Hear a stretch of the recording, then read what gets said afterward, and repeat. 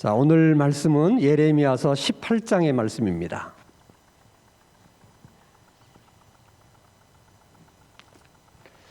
우리 예레미야서 18장의 말씀을 한 절씩 마지막 절까지 교독합니다. 1078면 구약성경 1078면 예레미야 18장 1절을 제가 읽습니다.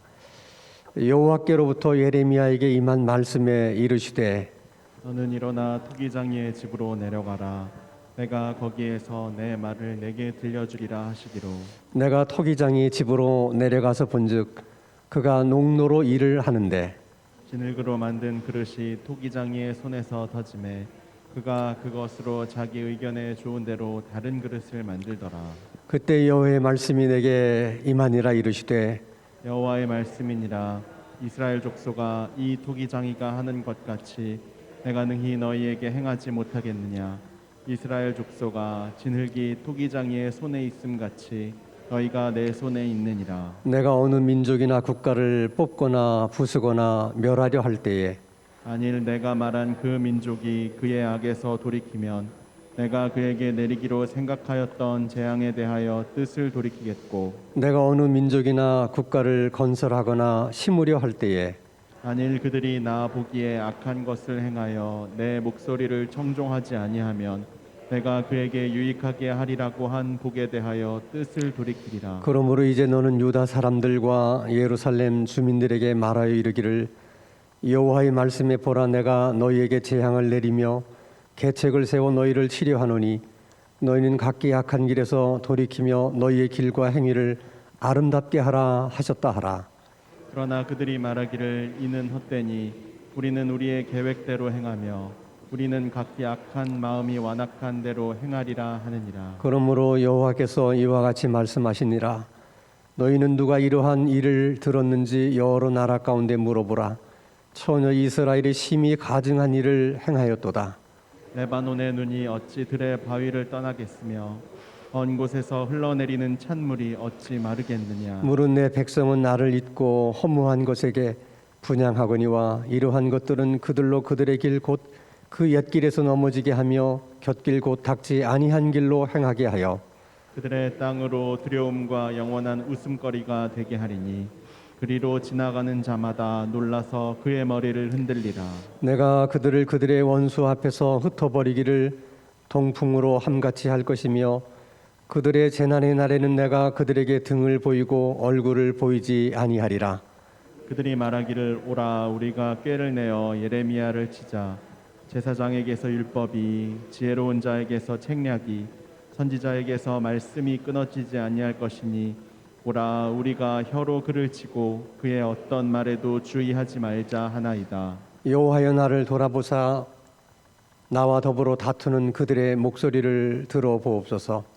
어찌 악으로 선을 갚으리까마는 그들이 나의 생명을 해하려고 구덩이를 팠나이다. 내가 주의 분노를 그들에게서 돌이키려 하고 주의 앞에 서서 그들을 위하여 유익한 말을 한 것을 기억하옵소서. 그러하온즉 그들의 자녀를 기근에 내어주시며 그들을 칼의 세력에 넘기시며 그들의 아내들은 자녀를 잃고 과부가 되며 그 장정은 죽음을 당하며 그 청년은 전장에서 칼을 맞게 하시며 주께서 군대로 갑자기 그들에게 이르게 하사 그들의 집에서 부르짖음이 들리게 하옵소서. 이는 그들이 나를 잡으려고 구덩이를 팠고 내 발을 빠뜨리려고 올무를 놓았음이니이다. 23절 다 함께 여호와여, 그들이 나를 죽이려 하는 계략을 주께서 다 아시오니 그 악을 사하지 마옵시며 그들의 죄를 주의 목전에서 지우지 마시고 그들을 주 앞에서 넘어지게 하시되 주께서 노하시는 때에 이같이 그들에게 행하옵소서 하니라. 아멘. 오늘 예레미야 18장의 말씀은 하나님께서 토기장이의 비유를 통해서 하나님께서 이스라엘 백성들에게 주고자 하는 말씀을 예레미야에게 이제 주시는 말씀입니다. 예레미야 선지자에게 어느 날 하나님이 말씀하십니다. 너는 어느 마을로 가서 한 토기장이의 집으로 가라. 그래서 그 말씀대로 토기장이가 살고 있던 어떤 마을로 가서 토기장이가 일을 하는 것을 봤어요. 그랬더니 요즘처럼 이제 물레 위에 자기가 만들고자 하는 진흙을 가지고 뭘 만들려고 하다가 잘 안 되니까 그것을 다시 뭉개 가지고 다시 진흙을 반죽해서 뭔가 새로운 것을 만들려고 하는 그런 광경을 목도하게 됩니다. 그때 이제 하나님의 음성이 들리는 거예요. 어떤 음성이 들리냐면 토기장이가 지금 진흙을 가지고 자기 마음대로 새 것을 만들려고 하는 것은 너무나도 당연한 것이다. 그리고 예레미야에게 그렇게 물어요. 그거 당연한 것 아니냐. 그런 것처럼 토기장이의 손에 있는 진흙을 가지고 토기장이가 자기 마음대로 무엇이든지 만들 수 있는 것처럼 이스라엘 백성들은 하나님의 손에 있는 진흙과도 같다. 그렇게 말씀하시는 거예요. 그 말의 의미인즉은 이스라엘의 흥망성쇠, 이스라엘의 운명은 누구 손에 달려있다? 하나님 손에 달려있다는 거예요. 그래서 하나님이 이스라엘을 심판하기로 결심하면 그 어떤 나라도 이스라엘을 도울 수 없고 그 어떤 사람도 이스라엘을 도울 수 없다. 그러니 강대국을 찾아가서 살려달라, 강대국을 찾아가서 도와달라 하소연하고 아쉬운 소리 하는 것이 아무런 의미가 없다는 것입니다. 이게 첫 번째 메시지예요. 그러면서 하나님이 두 번째 메시지를 이렇게 말씀하십니다. 그런데 하나님은 그런 생각을, 그러한 뜻을 바꿀 수도 있는 하나님이시다. 마치 도공이 자기 마음대로 진흙을 가지고 무엇이든지 할 수 있는 것처럼 하나님 역시 하나님 생각대로 뭐든지 다 할 수 있다. 그래서 지금이라도 이스라엘 백성들이 자기 잘못을 뉘우치고 하나님께로 돌아온다면 살 길이 있을 수 있다. 왜? 하나님의 마음을 돌이킬 수 있으니까. 그렇지만은 그들은 그렇게 하지 않을 것이다. 이렇게 하나님이 단정적으로 말씀을 하세요. 그러니까 이스라엘 백성들이 얼마나 완악한가 하는 것을 지금 계속해서 예레미야 선지자를 통해서 하나님이 고발을 하시는 겁니다. 근데 여기서 중요한 것은 도공의 손에 진흙이 손에 들려지듯이 이스라엘 백성들의 모든 것이 하나님의 손에 들려져 있고 그것은 곧 오늘 우리들의 미래도, 우리 가족들의 미래도, 우리 교회의 미래도 다 누구 손에 있다는 겁니까? 하나님의 손에 있다. 이걸 잊어서는 안 돼요. 다 하나님의 손에 있는 것입니다. 더 놀라운 것은 그런데 하나님이 생각을, 뜻을 돌이킬 수도 있고 생각을 바꾸실 수도 있다는 거예요. 거기에 기도의 중요성이 있는 거예요. 왜 기도가 필요하냐? 왜 기도가 중요하냐? 하나님께서 생각을 바꾸실 수도 있기 때문에, 하나님께서 그 뜻을 돌이킬 수도 있기 때문에 기도가 우리들에게 요구되는 것이고 기도가 필요한 것입니다. 그래서 하나님께서 이스라엘 백성들을 심판하기로 결심하셨을 때 예레미야에게 뭐라고 말합니까? 너는 이스라엘을 위해서 다시는 내 앞에서 기도하지 말아라. 왜 그렇게 말씀하세요? 기도라는 것이 하나님 마음을 돌이킬 수도 있기 때문에 기도하지 말라는 거예요. 그만큼 기도가 중요한 겁니다. 그런데 오늘 예레미야 18장에 보면 참 슬픈 기도가 나와요. 예레미야의 기도가 바뀌기 시작해요. 오늘 예레미야 18장 20절 말씀을 보면 쭉 얘기하다가 예레미야가 이런 말을 합니다. 그들을 돌이키려고 하고 주 앞에 서서 그들을 위하여 유익한 말을 한 것을 기억하소서. 이스라엘 백성들이 예레미야를 이렇게 핍박하고 또 저렇게 비난하고 그랬음에도 불구하고 예레미야는 이스라엘 백성들을 위해서 하나님께 중보하며 기도했고 그들에게 정말 필요한 말, 유익한 말들만을 내가 한 것을 하나님 아시지 않습니까? 그럼에도 불구하고 그들이 나를 끊임없이 핍박하고 나를 죽이려고 합니다. 그리고는 예레미야가 기도를 바꿉니다. 21절 그러하온즉 그들의 자녀를 기근에 내어주시며 그들을 칼의 세력에 넘기시며 그들의 아내들은 처녀를 잃고 과부가 되며 그 장정은 죽음을 당하며 그 청년은 전쟁에서 칼을 맞게 하시며, 어떻게 보면 저주에 가까운 기도를 지금 예레미야가 하고 있어요.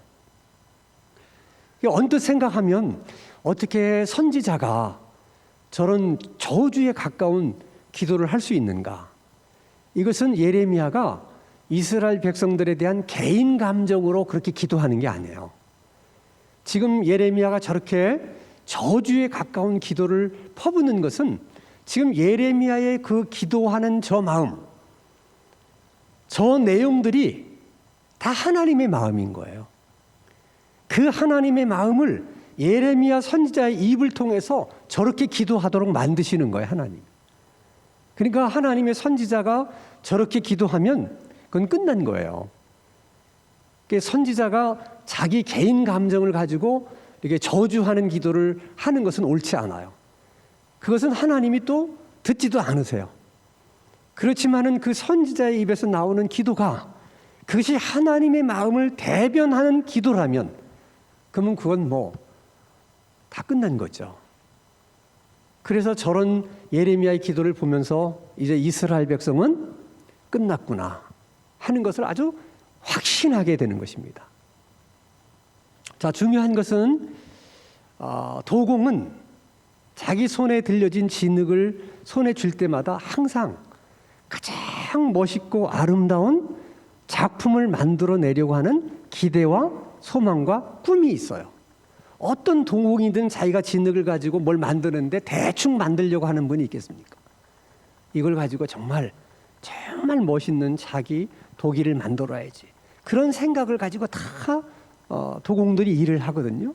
근데 그런 마음은 하나님 마음도 다르지 않아요. 우리 한 사람 한 사람이 하나님이 보실 때는 예수 그리스도의 피값을 주고 산 사람들이야. 그런 사람들이 아무렇게나 그냥 살다가 그냥 그냥 그런 인생으로 끝내기를 원하시겠어요? 절대 그럴 수가 없는 거예요. 하나님은 절대 그러실 수가 없어요. 왜냐하면 예수 그리스도의 피값을 우리를 주고 샀기 때문에 절대로 하나님은 그런 생각을 하실 수가 없는 거예요. 마치 도공에 들려진 진흙 같은 존재들이에요, 우리가. 그것도 너무나도 귀한 진흙이죠. 그래서 하나님은 한 사람 한 사람을 잘 빚어서 다 작품을 만들고 싶은 것이 하나님 마음이에요. 자, 그러면 도공이 어떻게 해야 명품 그릇을 만들고 또 명품 항아리를 만들 수 있느냐? 그런 명품 작이나 이런 작품들이 탄생하기 위해서 필요한 두 가지 조건이 있어요. 하나는 진흙이 좋아요. 흙이 좋아야 돼요. 그래서 우리나라에서도 주로 고령토가 이제 주로 이제 그릇을 만드는데 사용이 되잖아요. 다 흙이라고 해서 같은 흙이 아니에요. 근데 그 고령토가 좋은 이유는 여러 가지가 있지만은 일단 흙이 입자가 가늘고 부드러워야 좋은 흙이에요. 그런 흙이어야만 도공이 다루기가 좋아요. 그래서 본 차이나 그릇들이 유명한 이유는 물론 견고한 것도 있는데 그 진흙에다가 흙에다가 동물 뼈를 갈아서 혼합을 했어요. 그래서 보통 흙보다 더 입자가 가늘고 부드러운 거야.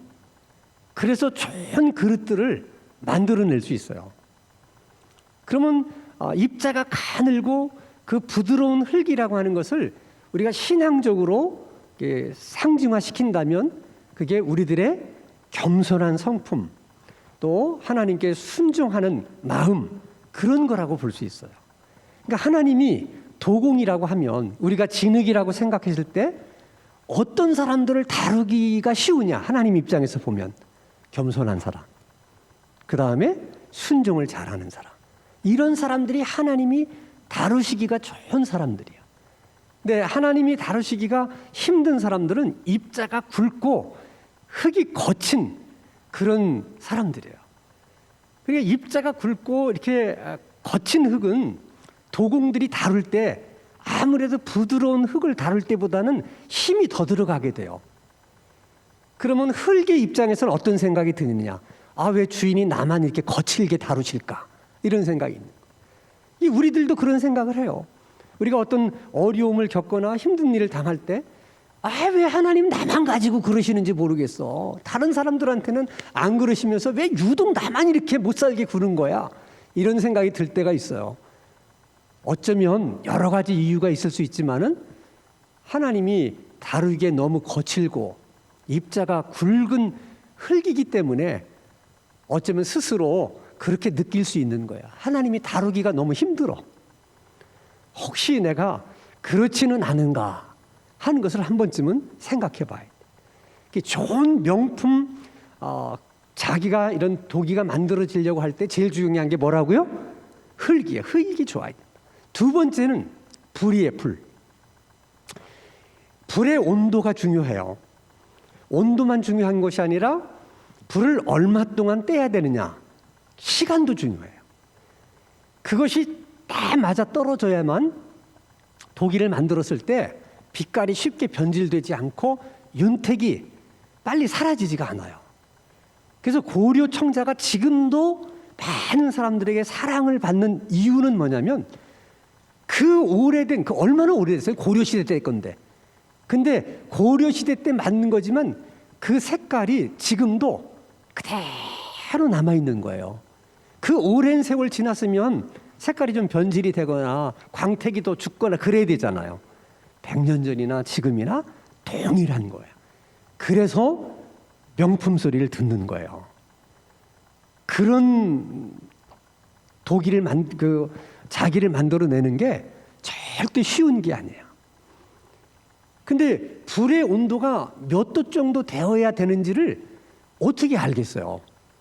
지금 같으면 온도계가 있으니까 뭐 이렇게도 해보고 뭐 1300도, 2300도 뭐 이렇게 해보다가 2500도 그리고 30분, 40분 이때가 제일 좋겠다. 지금은 닭을 잴 수가 있기 때문에 뭐 특별한 기술이 그렇게 필요치 않아요. 사실은 다 이제 기계로 하기 때문에. 옛날에는 온도계가 없잖아요. 그러니까 도공이 오랜 경험을 통해서 감으로 하는 거야. 장작을 막 떼요. 그러면 이제 밑에서 배우는 이제 연수생들이 있잖아요. 도제들이 있잖아요. 야, 장작 더 넣어. 이렇게. 그래서 이제 그 불빛을 감지하는 거죠. 됐어. 그거는 자기 감으로 하는 거야. 그러니까 여러분, 좋은 그런 도공을 만들어내는 게 너무 힘든 거야. 감으로 느끼니 제자에게 그 감을 어떻게 전수해 줄 수 있겠어요? 그걸 계속 훈련시키는 수밖에 없어요. 실패를 거듭하지만 계속 훈련을 해서 스승이 느끼는 그 감을 제자도 터득하게끔 만들어주는 거예요. 그래서 지금 온도가 적당하구나. 딱 알면 더 이상 안 떼요. 그리고 다 이제 시간을 맞춰가지고 지금 불이 꺼져야 할 시간이다. 그때 불을 이제 꺼냅니다. 그리고 그렇게 다 하는 거예요. 자, 이 불이라고 하는 것이 명품 자기나 도기를 만들어내는데 아주 필수 불가결한 요소라고 한다면 이걸 신앙적인 상징으로 말하면 우리들에게 찾아오는 시련이야. 그래서 오직하면 성경에서도 불같은 시험 이런 얘기를 하잖아요. 불같은 시련. 그래서 여러분 시련이라는 게 다 물론 우리가 피하고 싶은 것들이죠. 너무 힘드니까. 그러나 이제 많은 TV에 나와서 간증하는 사람들의 얘기 가운데 우리의 심금을 울리는 사람들의 얘기를 한번 다 들어보세요. 시련을 통과하지 않은 사람이 그중에 한 명이나 있나? 정말 많은 불같은 시련과 시험을 다 겪어낸 사람이 그들의 간증이 우리들의 심금을 울리는 거거든요. 이 참 중요한 거예요. 우리는 시련을 당할 때 늘 우리가 흔히 하는 말이 있어요. 왜 나만 겪는 고통이냐고. 우리는 그냥 반사적으로 그런 게 나오죠. 불평과 원망이 나와요.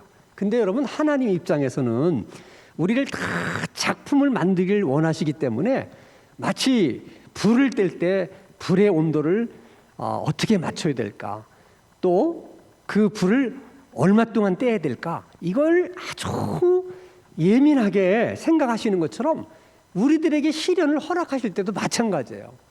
우리는 그냥 단순하게 왜 나만 겪는 고통이냐고 막 이렇게 불평하고 원망하지만 하나님은 불의 온도를 맞추듯이 저 사람한테는, 저 아이한테는 도대체 어느 정도의 시련을 줘야 감당할 만한 시련일까? 어떤 종류의 시련이면 감당할 수 있을까? 다 하나님이 그것까지도 생각하면서 시련을 주시는 거야. 또 이 시련을 얼마 동안이나 감당할 수 있을까? 그 기간도 하나님이 다 생각하셔가지고 시련을 주시는 거라니까. 그러니까 우리가 시련을 겪을 때는 그게 불평밖에 없어요. 원망밖에 없어요. 그러나 하나님은 우리에게 주어지는 시련 하나에도 깊은 관심을 갖고 그렇게 배려하는 거예요. 왜? 그걸 통해서 우리를 뭘 만들고 싶어서? 작품을 만들고 싶어서 그러는 거예요. 자, 그럴 때 흙이 중요하고 불이 중요한데, 특별히 가마 이제 다 자기나 도기를 넣고 이제 불을 뗄 때는 일단 불이 지펴지면 제일 중요한 게 뭐냐면 그 불 속에서 흔들리면 안 돼요. 그 불의 화력 때문에 가끔은 진열해 놓은 그 도기들이 약간 쓰러지거나 이렇게 비틀어지는 경우가 있어요. 그러면 불의 세기가 일정하지 않으면 그건 다 때려 부셔야 돼. 다시 만들어야 돼. 그래서 일단은 불이 지펴지면 움직이질 않아야 돼. 그대로 있어야 돼요. 근데 그게 쉽지가 않대요. 그래서 50개를 집어넣고 하다 보면 거기에 꼭 몇 개는 안 되는 거야. 부시는 거지.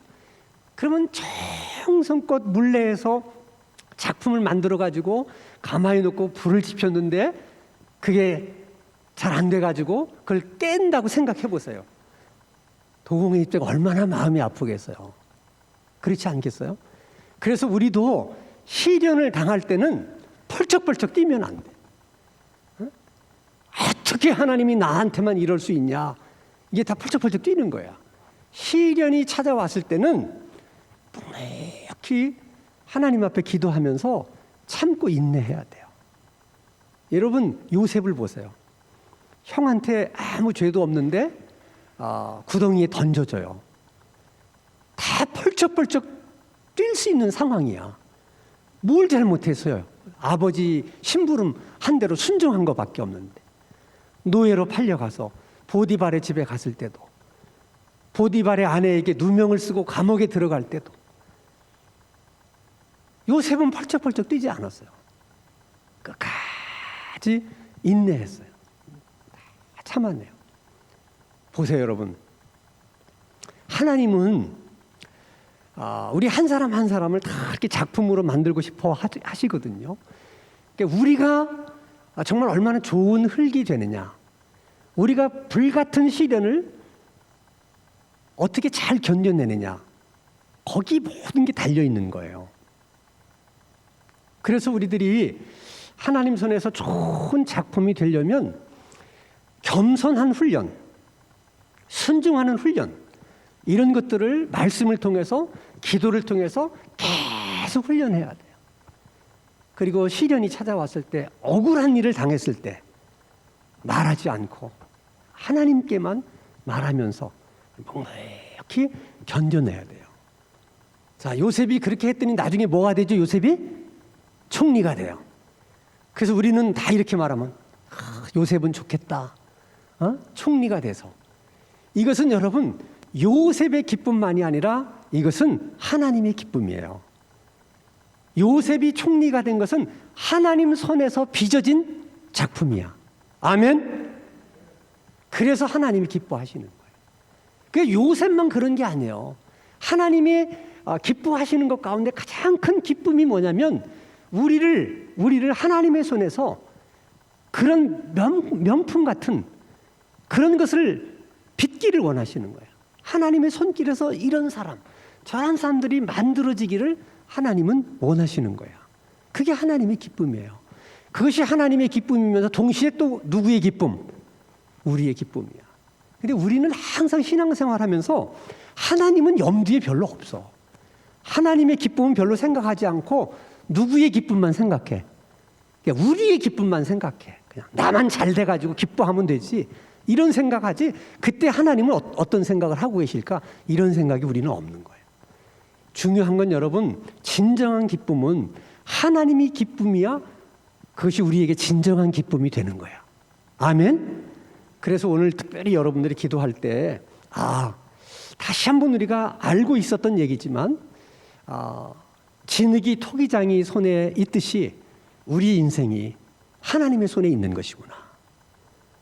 응? 하나님이 살리시면 사는 거고 하나님이 죽이시면 죽는 거구나. 그게 우리 인생이구나 하는 것을 생각하고, 그러나 하나님은 생각을 바꾸실 수 있고 뜻을 돌이킬 수 있기 때문에 그래서 우리가 기도할 필요가 있구나. 그래서 기도하라고 하시는구나 하는 생각을 하시죠.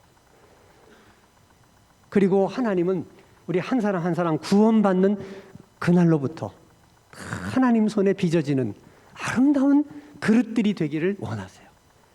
그래서 때로는 불같은 시련이 우리에게 찾아올 수 있어요. 그때 왜 나만 겪는 고난이냐고 원망하거나 불평하지 말고 펄쩍펄쩍 뛰지 말고 그 시련을 잘 감내해내면 그 속에서 우리가 겸손을 배우게 되고 또 순종을 배우게 돼서 다 하나님 손에 빚어지는 요셉 같은 그런 인물들이 다 되실 수 있기를 주님의 이름으로 축원합니다.